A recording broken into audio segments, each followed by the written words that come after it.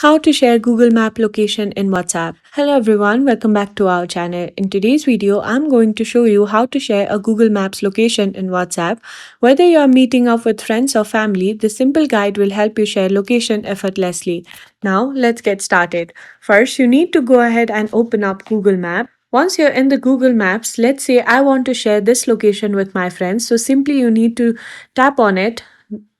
Now, once you have selected your location, you need to simply go ahead and then you need to scroll until you see the share option. You need to simply tap on share. From here, you need to simply go ahead and then you need to tap on copy link option over here.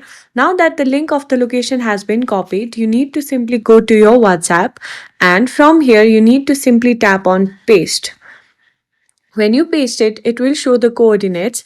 Then once they click this link, it will take them directly to the Google Maps where they can see the location and get the directions. And that's it. You've successfully shared a Google Maps location in WhatsApp. I hope this quick guide helped you out. If you found this video useful, don't forget to like, comment and subscribe for more tips. Thanks for watching and I'll see you in the next video.